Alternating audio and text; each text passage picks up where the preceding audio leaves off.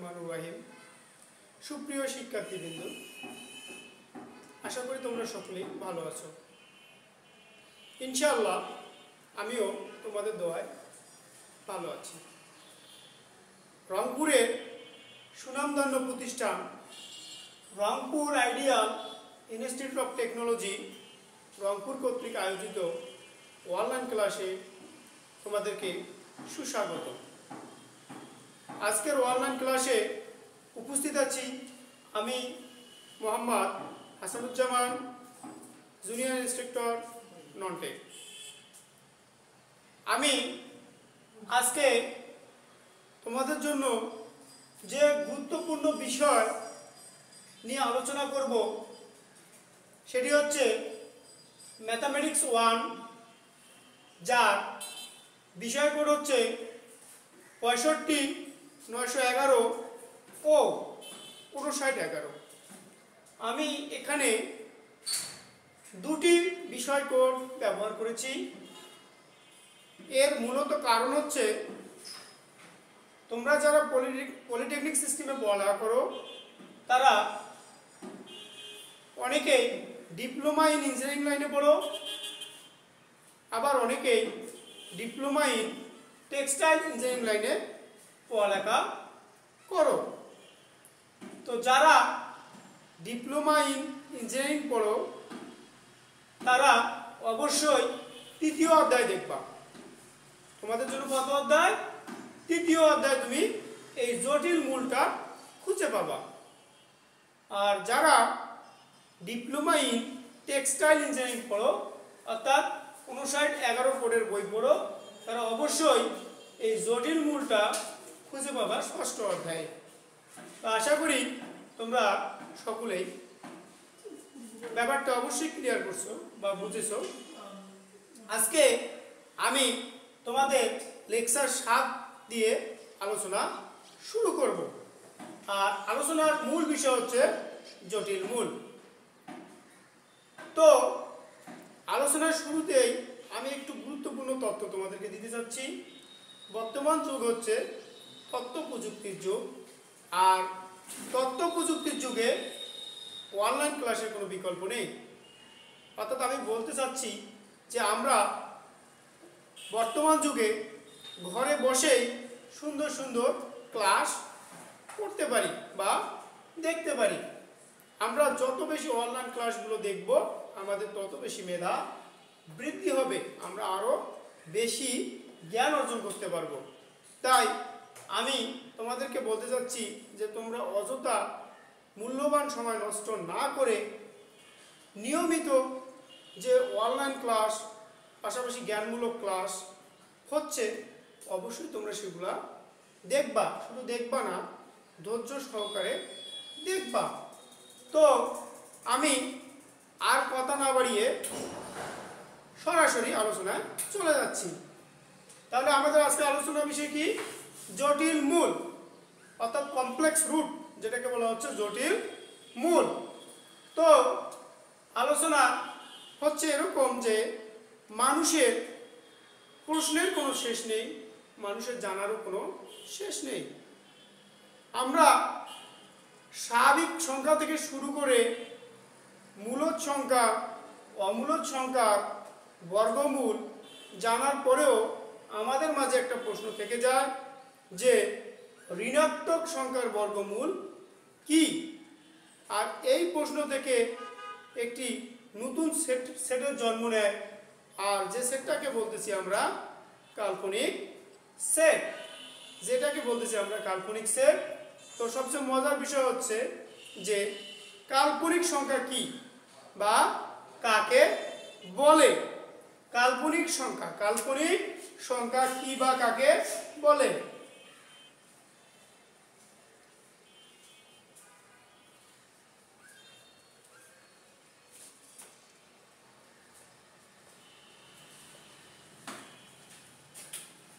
এই হলো কাল্পনিক সংখ্যা। তো কাল্পনিক সংখ্যা কাকে বলে? আমরা যদি কাল্পনিক সংখ্যার সংজ্ঞা দিতে যাই তাহলে আমরা বলতে পারি যে সংখ্যার বর্গ ঋণাত্মক, যে সংখ্যার বর্গ ঋণাত্মক তাকে বলা হচ্ছে কাল্পনিক সংখ্যা। অর্থাৎ যে সংখ্যার বর্গটা ঋণাত্মক হবে তাকে আমরা বলবো কাল্পনিক সংখ্যা। অবশ্যই তোমরা মনে রাখবা যে খুব ইজি করে আমি বলছি ব্যাপারটা, যে যে সংখ্যার বর্গ ঋণাত্মক তাকে বলা হচ্ছে কাল্পনিক সংখ্যা। এরপরে আমরা আসতেছি জটিল সংখ্যা। জটিল সংখ্যা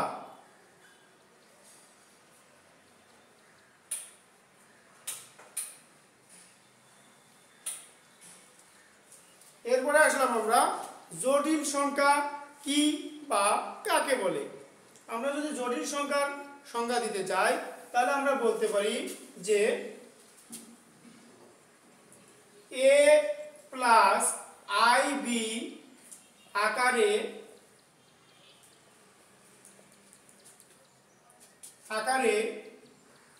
আকারে গঠিত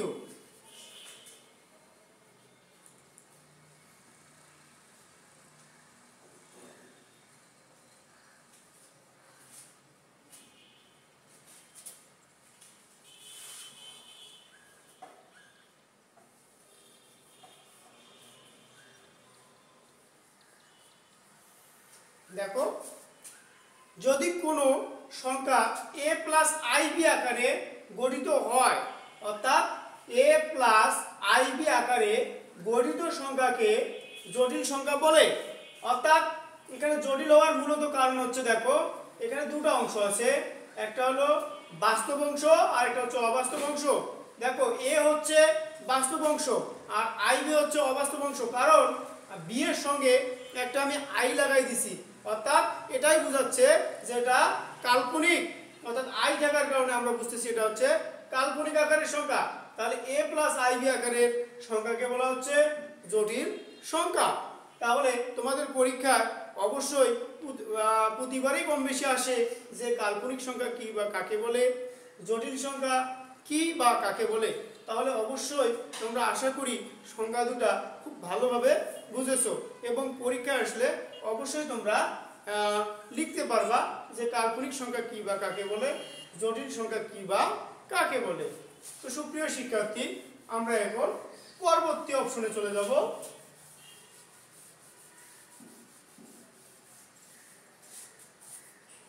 পরবর্তী অপশন হচ্ছে জটিল মূল।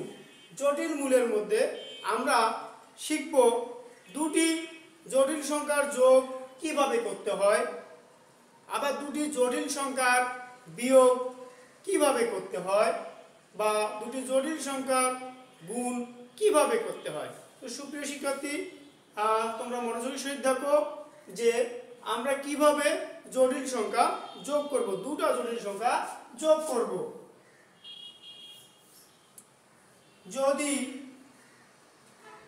Z1 equal a plus IB এবং Z2 equal C plus ID হয়, তবে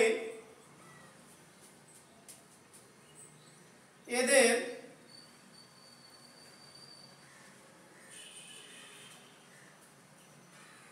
যোগফল, অর্থাৎ দুটো জটিল সংখ্যা নিয়েছি আমি, একটা হলো Z1 প্রথম সংখ্যা, প্রথম জটিল সংখ্যা, Z2 এটা হচ্ছে দ্বিতীয় জটিল সংখ্যা। তাহলে আমি বলছি দুটো জটিল সংখ্যার যোগফল কি হবে।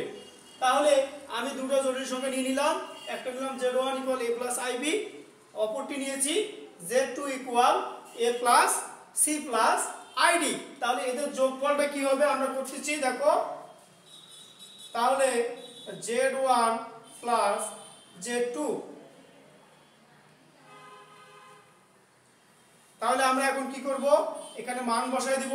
Z1 এর মান হচ্ছে a plus IB plus Z2 এর মান আমরা বসাই দিব, Z2 এর মান হচ্ছে C প্লাস ID। তাহলে আমি কি করব, এখন আমি দেখো এই ফার্স্ট ব্র্যাকেটগুলোকে তুলে দেব, ফার্স্ট ব্র্যাকেটগুলোকে কি করব, তুলে দেব। দেখো এখানে প্লাস চিহ্ন আছে, প্লাস চিহ্ন দিয়ে যদি আমি একে গুণ করি প্লাস a, আবার প্লাস দিয়ে যদি আমি এখানে গুণ করি প্লাসে প্লাসে প্লাস IB প্লাস সি দিয়ে যদি আমি গুণ করি প্লাস দিয়ে প্লাস সি প্লাসে প্লাসে প্লাস, আমি যদি এবার প্লাস দিয়ে গুণ করার পরে এটাকে গুণ করি তাহলে কি হবে আইডি। তো সুপ্রিয় শিক্ষার্থী, আমরা যোগ করা নিয়মটা অবশ্যই ভালো করে শিখবো। প্রথমে আমরা কি করলাম, ফার্স্ট ব্র্যাকেটটাকে তুলে দিলাম, এরপরে আমরা কি করব, আই যে পদগুলোর সঙ্গে আই নেই সেই পদগুলোকে একখানে করব। অর্থাৎ দেখো এখানে এ এর সঙ্গে কিন্তু আই নেই, এরপরে সি এর সঙ্গেও কিন্তু আই নেই, অর্থাৎ যে পদগুলোর সঙ্গে আই নেই সেগুলো আমরা এক ঘরে করব। তাহলে এ প্লাস সি প্লাস, এরপরে দেখো আমরা কি করব, যে পদগুলোর সঙ্গে আই আছে সেগুলো আমরা একখানে করব, i b plus i d. তো সুপ্রিয় শিক্ষার্থী দেখো এখন আমরা কি করতেছি, এ প্লাস সি প্লাস, এখান থেকে আমরা কি কমন নিতে পারি, এখানে আমার আই আছে এখানেও আমার আই আছে, আমি দুটার মধ্য থেকে আই কমন নিতে পারি। যদি আমি আই কমন নেই তাহলে কি হবে বি প্লাস ডি। তাহলে দুটা থেকে আমি আই কমন নিলাম, তাহলে আমার এখানে দুটো অংশ হলো, একটা হলো আই ছাড়া একটা অংশ একটা পদ এ প্লাস সি, আর হচ্ছে আই সহ একটা পদ বি প্লাস ডি। তাহলে এটা হচ্ছে আমার বাস্তব অংশ, এটা হচ্ছে আমার অবাস্তব অংশ।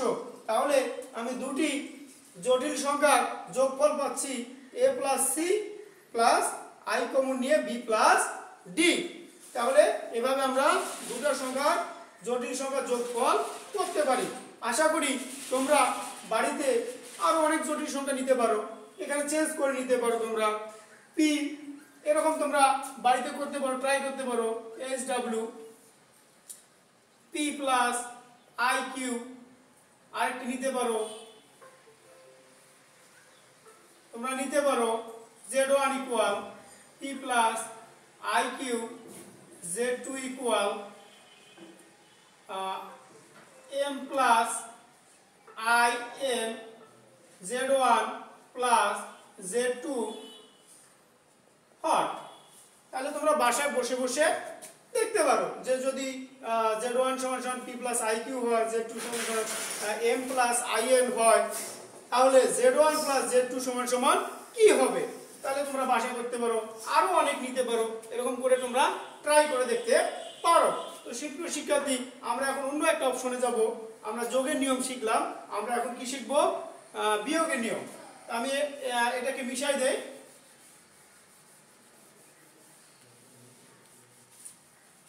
ওইটাই আমি বিয়োগ করব। যদি z1 a প্লাস আইব z2 equal c plus ID হয়, তবে এর আগে আমি কি করলাম, যোগ করলাম। এবার আমি কি করব, এদের বিয়োগ করব।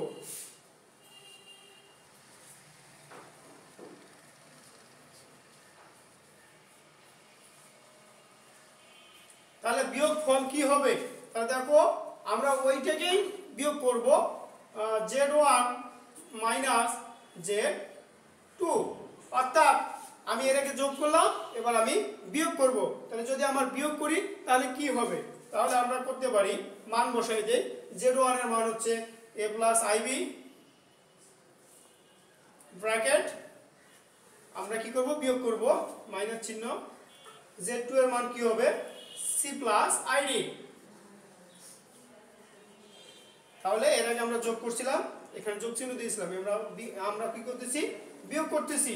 তাহলে আমরা কি করব, পূর্বের মতো ব্র্যাকেটটাকে তুলাই দেব চিহ্ন দিয়ে। যদি প্লাস দিয়ে গুণ করি, a প্লাসে প্লাসে প্লাস আই বি প্লাসে মাইনাসে মাইনাস সি, মাইনাস দিয়ে আমরা প্লাসকে গুণ করে দেব, মাইনাসে প্লাসে মাইনাস আই ডি। তাহলে আমরা এখান থেকে কি করতে পারি, আর আবারও আমরা পূর্বের মতো করতে পারি, যেগুলোর সঙ্গে আই নাই একখানে করব। তাহলে এর সঙ্গে আই নাই মাইনাস সি, এর সঙ্গে আই নাই, তাহলে আমার এটা থাকলো আই ব্যতীত পদ। এখন আমি যেগুলোর সঙ্গে আই আছে একখানে করব, plus i b minus i d. তাহলে আমি এখানে কি করব, এ মাইনাস সি, এখান থেকে আবারও কমন যাচ্ছে, আই কমন যাচ্ছে, প্লাস আই কমন নেই, নিলে কি পাবো, বি মাইনাস ডি।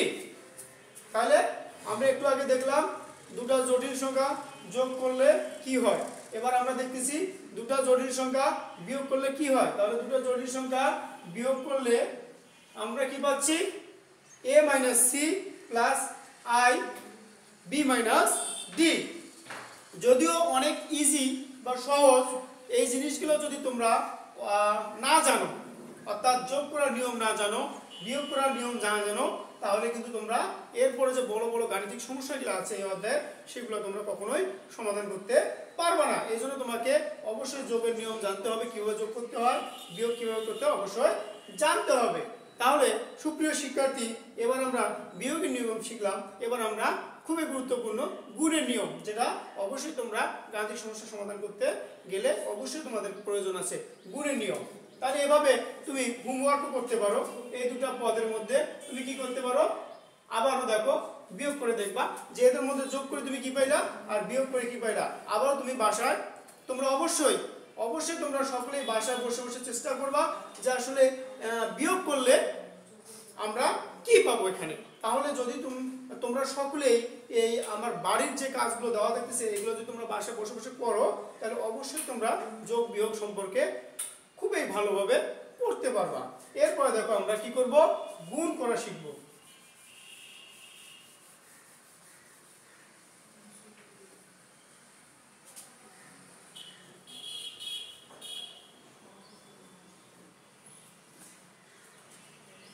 তাহলে আমি এখানে কিন্তু চেঞ্জ করতেছি না, এই সংখ্যা এই জটিল সংখ্যাতে আমি কি করতেছি, যোগ করতেছি, বিয়োগ করতেছি, গুণ করতেছি।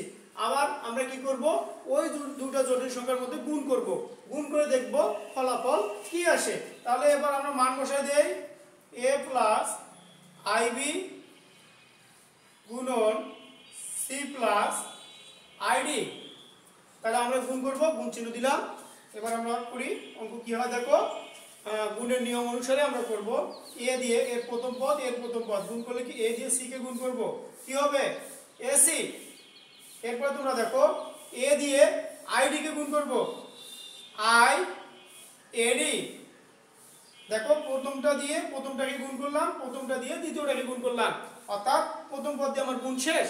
এবার আমি দ্বিতীয় পদ দিয়ে গুণ শুরু করব, প্লাস এ প্লাস আইবি দিয়ে আমি সি কে গুণ করব, i B C.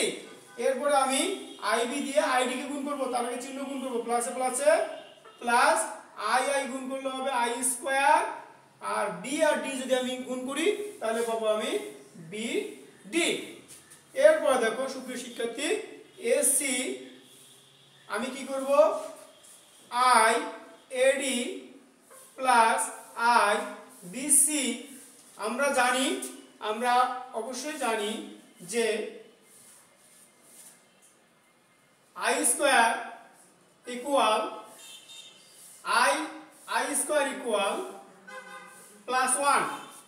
I square সমান কি হয়, আই স্কয়ার সমান হয় -1। তাহলে আমরা এটা সূত্র থেকে জানি যে আই স্কয়ার সমান লেখা যাবে -1। তাহলে আমি এখানে বসিয়ে দিতে পারি কি, এই -1টা যদি আমি বসে দেই, প্লাস আই স্কয়ার মানে হচ্ছে -1, তার সঙ্গে গুণ থাকলো বিডি। তাহলে দেখো ac plus i ad plus i bc প্লাসে মানে হচ্ছে -1 দিয়ে গুণ করলে হবে বিডি। এরপরে আমরা কি করব, আই যে পদগুলোর সঙ্গে নাই সেগুলো আমরা একখানি করব, এসি মাইনাস বিডি একখানে, আর আই যে পদগুলোর সঙ্গে আছে ওগুলোকে আমরা কি করব, কমন নিব। তাহলে এটার মধ্যে কমন যাবে কি, এটার মধ্যে কমন যাবে আই, কমন যাবে আই। যদি আমরা কমন নেই তাহলে আমরা কি পাবো, এডি প্লাস বিসি। তাহলে আমরা বুঝতে পারলাম যে দুটি সংখ্যার মধ্যে গুণ করলে যে জিনিসটা পাওয়া যাবে তা হচ্ছে, এই দুটো সংখ্যার মধ্যে যদি আমরা গুণ করলাম করে আমি দেখলাম যে আমি ফলাফল পাইলাম ac minus bd plus i ad plus bc. তো এগুলো হচ্ছে তোমাদের জন্য গাণিতিক সমস্যা সমাধান করার জন্য খুবই গুরুত্বপূর্ণ তত্ত্ব বা নিয়ম। অবশ্যই তোমরা এগুলা বাসায় বসে বসে করবা। তাহলে আমি তোমাদের তোমাদের জন্য আবারও হোমওয়ার্ক দিচ্ছি। দেখো যে এটার মধ্যে আমি দিচ্ছি, অবশ্যই তোমরা দেখবা, বাসায় সকলেই দেখবা এবং খাতায় অবশ্যই করবা। শুধুমাত্র দেখলে হবে না, তোমাদের অবশ্যই বাসায় এগুলো বেশি বেশি করে হাতে কলমে শিখতে হবে। তাহলে আমরা এই দুটোর মধ্যে কি করব, গুণ করব। তাহলে আমি গুণের নিয়ম শিখাইলাম, তোমরা এই দুটোর মধ্যে জটিল সংখ্যার মধ্যে গুণ করে দেখবা ফলাফল কি আসে। তো সুপ্রিয় শিক্ষার্থী, এবার আমরা একটা নতুন একটা টপিকসে চলে যাব।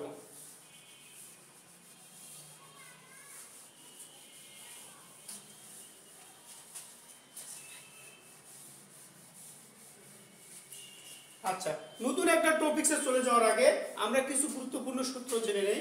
আমাদের এই অধ্যায়ে বেশ কিছু গুরুত্বপূর্ণ সূত্র রয়েছে এবং আমাদের যে সূত্রগুলা অবশ্যই গাণিতিক সমস্যার সমাধান করার জন্য প্রয়োজন হবে, আমরা সেগুলো সম্পর্কে জেনে নেই।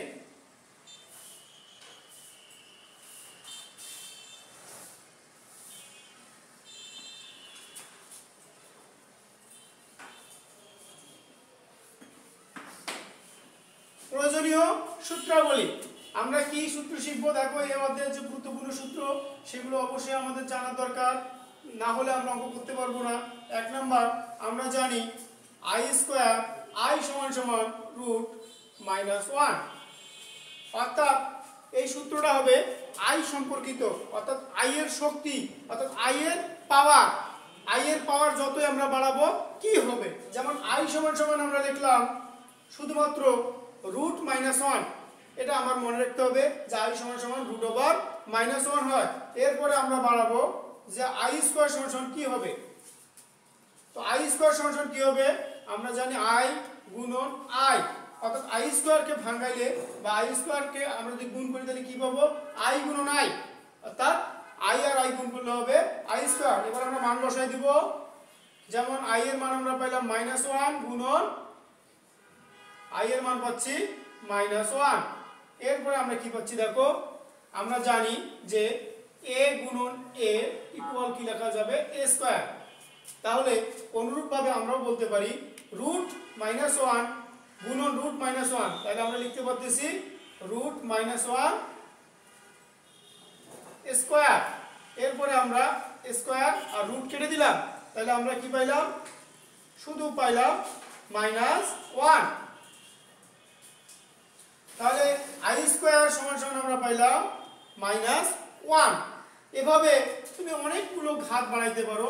এরপর তুমি যদি আরো দেখতে চাও যে আই কিউব, অর্থাৎ তোমরা যদি আরো ট্রাই করতে চাও যে I cube, i4, i5, i6 কি হবে, আমি আই কিউব দেখাচ্ছি। তাহলে আই কিউব সমান আমি এভাবে ভাঙাবো আই স্কয়ার গুণন আই, অর্থাৎ আই স্কয়ার আর আই গুণ করলে হবে আই কিউব। তো আমরা জানি যে আই স্কয়ার সমান সমান আমরা একটু আগে দেখলাম -1 হয়, আমরা আই স্কয়ারের মান বসাইলাম -1 গুণন আই। তাহলে আমরা এখানে গুণ করে কি পাচ্ছি, -1 দিয়ে আই কে যদি গুণ করি মাইনাস আই। তো সুপ্রিয় শিক্ষার্থী, আমরা আই এর আবারও পাওয়ার বাড়াইলাম, 2 থেকে 3 করলাম, তাইলে পাইলাম আমরা কি -i পাইলাম। তো এভাবে তোমরা বাসায় করতে পারো। আমি তোমাদের জন্য কাজ দিচ্ছি SW, যে i এর পাওয়ার যদি 4 হয় তাহলে কি হবে, i এর পাওয়ার যদি 5 হয় কি হবে, i এর পাওয়ার 6 হলে কি হবে। এগুলো তোমরা অবশ্যই বসে বসে বাসায় অনুশীলন করবা, শুধু অনুশীলন না খাতায় লিখবা, তাহলে অবশ্যই পরীক্ষার সময় তোমরা এগুলা ব্যবহার করতে পারবা এবং গাণিতিক সমস্যা সমাধান করতে পারবা। সুপ্রিয় শিক্ষার্থী, আমরা এবার যাব অন্য একটা নতুন টপিকসে, আবারও সূত্রে যাব, 2 নম্বর সূত্রে।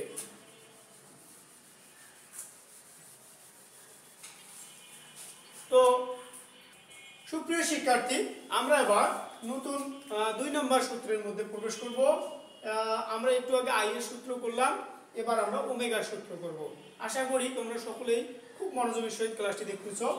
দেখো আমরা জানি ওমেগা কিউব ইকুয়াল 1, এটা আমরা জানি, তোমরা অবশ্যই মনে রাখবা যে ওমেগা কিউব সমান সমান 1।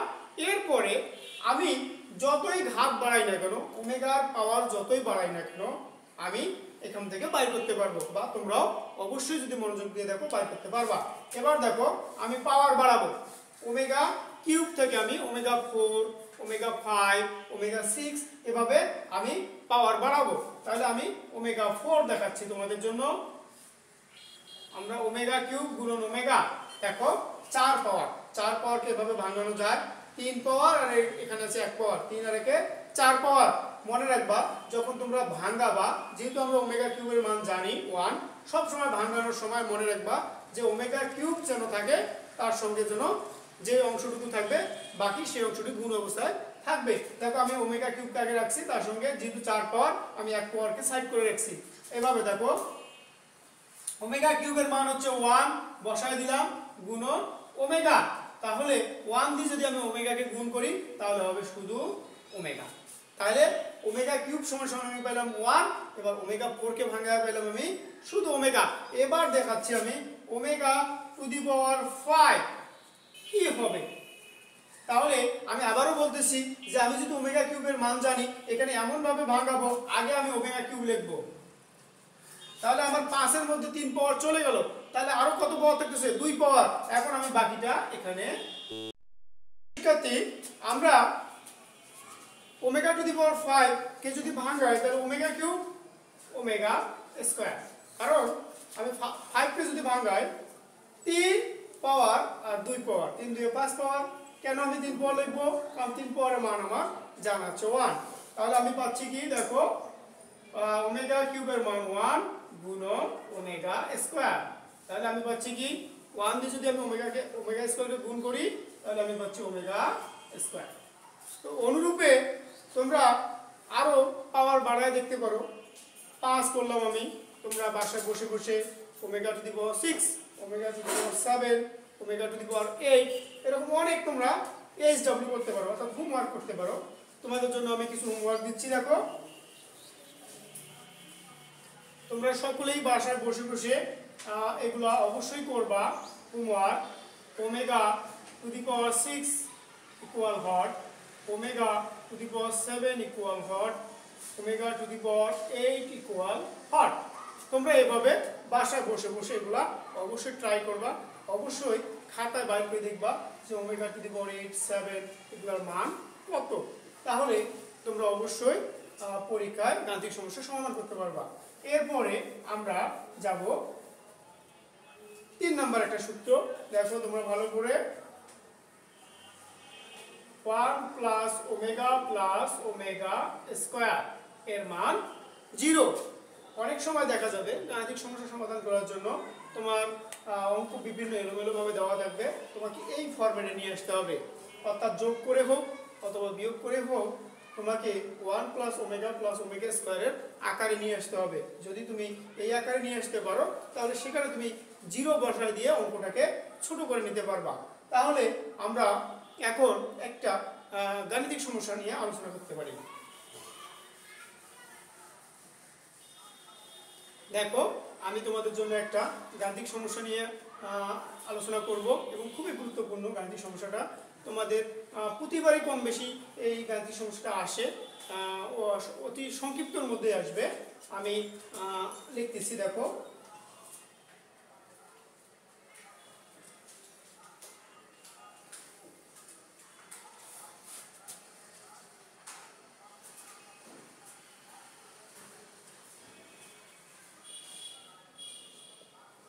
তোমাদের এভাবে পরীক্ষা আসবে যে এককের ঘনমূল নির্ণয় করো। তাহলে আমরা এখন সলভ করব। সলভ, মনে করি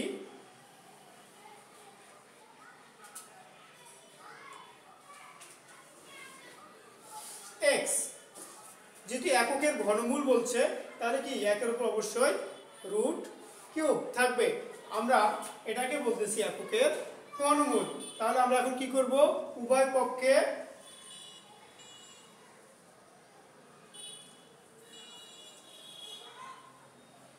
ঘন করে পাই, অর্থাৎ আমরা উভয় পক্ষে কি করে দেব, ঘন করে দেব। তাহলে দেখো কি হবে,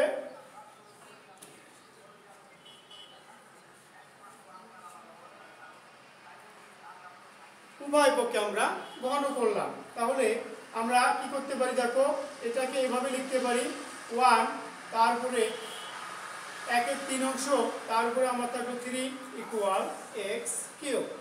অর্থাৎ রুট, দেখো এখানে ভালো করে দেখো, এটাকে আমরা এভাবে লিখতে পারি, অর্থাৎ 3 এর 1 অংশ, 3 এর 1 অংশ।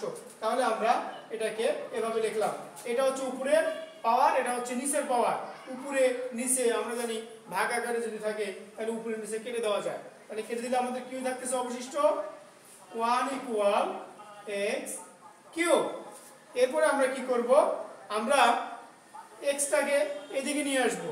দেখো তোমরা সকলেই এক্স কিউব ইকুয়াল 1, আমরা এখানে কি করতে পারি, x cube minus 1 equal 0।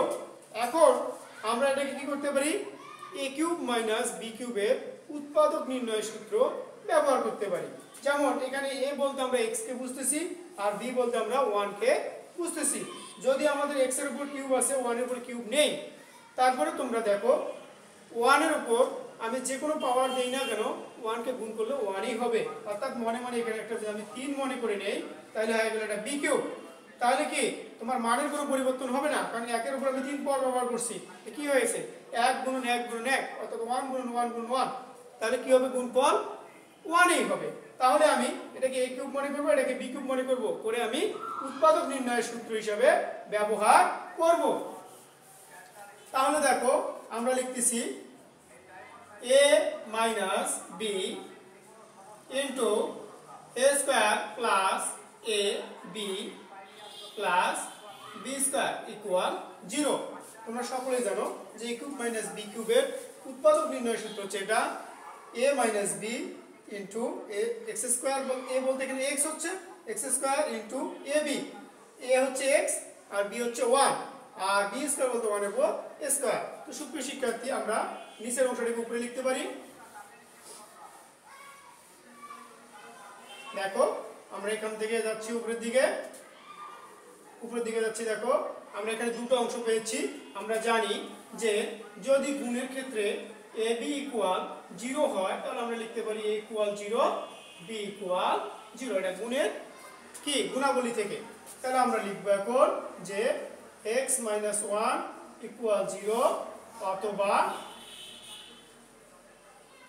X square plus, এখানে যদি আমি গুণ করে দেই 1 দিয়ে, যদি আমি গুণ করে দেই তাহলে কি হবে, এক্স ওকে এক্স প্লাস 1 এর উপর স্কোয়ার করলে কি হবে, 1ই হবে, 1 ইকুয়াল 0। এরপরে আমি এখান থেকে এককের ঘনমূল বাইর করব। ঘনমূল বাইর করতে বলতে আমাকে 3টা মূল বাইর করতে হবে, ঘন, তো 3 পাওয়ারের মূল বাইর করতে হবে। তাহলে আমি এখান থেকে কি পাচ্ছি, x ইকুয়াল পাচ্ছি আমি 1। তাহলে এখান থেকে আমি কি পাবো, এই সমীকরণটা দেখো অবশ্যই দ্বিঘাত সমীকরণের সঙ্গে মিলে গেছে। তার আগে আমি তোমাদেরকে দ্বিঘাত সমীকরণটা দেখাচ্ছি। আদর্শ সমীকরণ a x square plus bx plus c equal 0, অর্থাৎ দ্বিঘাত সমীকরণ, এটা হচ্ছে আদর্শ সমীকরণ। আর এখানে x স্কয়ার, এখানে x স্কয়ার, এখানে থাকবে কি x যুক্ত পদ, এখানে আছে x যুক্ত পদ, এখানে থাকবে কনস্ট্যান্ট অর্থাৎ ধ্রুবক। ধ্রুবক এখানে আছে আমার c এর জায়গায় 1। তাহলে এই সমীকরণের সঙ্গে মিলে যাচ্ছে। তবে এখানে একটা জিনিস লক্ষ্য করো তোমরা, এখানে a এর জায়গায় মনে মনে যদি আমি 1 ধরে নেই, তাহলে a এর জায়গায় কি হলো 1। তাহলে আমি এখানেও কি ধরে নিতে পারি, এখানে আমি b এর জায়গায় 1 ধরে নিতে পারি। তাহলে আমরা এই সমীকরণের সঙ্গে তুলনা করা যাচ্ছে। তাহলে আমি এখান থেকে এখন কি করব, দেখো এগুলো আমি মিশাই দিচ্ছি, এখান থেকে আমি মান বের করব। তাহলে দ্বিঘাত সমীকরণের মূল নির্ণয়ের সূত্র আমি লিখতেছি, অবশ্যই তোমরা মনোযোগ দিয়ে দেখবা। x equal minus b plus minus root over b square minus 4ac by 2a। মনে রাখতে হবে এটা হচ্ছে দ্বিঘাত সমীকরণের মূল নির্ণয়ের সূত্র। তাহলে আমরা এখানে কি করব, আমরা এখানে b এর মান আমরা কি জানি 1, b ইকুয়াল 1। দেখো এখানে x এর সঙ্গে অবশ্যই b থাকার কথা, এখানে b এর জায়গায় আছে আবার 1। তাহলে আমি কি পেলাম, b ইকুয়াল 1। তাহলে আমি কি পাবো এবার a এর মান পাচ্ছি আমি, দেখো এখানে a থাকার কথা কিন্তু আমার a এর জায়গায় কি ব্যবহার করা আছে 1, তাহলে এর মান পাচ্ছি আমি 1। এবং c ইকুয়াল কি থাকবে, অবশ্যই 1 থাকবে, তাহলে c এর মান হচ্ছে 1। তাহলে আমি এখান থেকে ক্যালকুলেশন করি, x ইকুয়াল b এর জায়গায় আমি বসাবো -1। ওকে, এই যে মাইনাস চিহ্নটাই মাইনাস, আর b এর মান হচ্ছে 1। এরপরে plus minus root over b এর মান হচ্ছে 1, 1 এর উপর স্কয়ার মাইনাস 4 ইনটু এ এর মান কি 1, সি এর মান কি 1 ইনটু বাই 2 ইনটু এ এর মান হচ্ছে 1।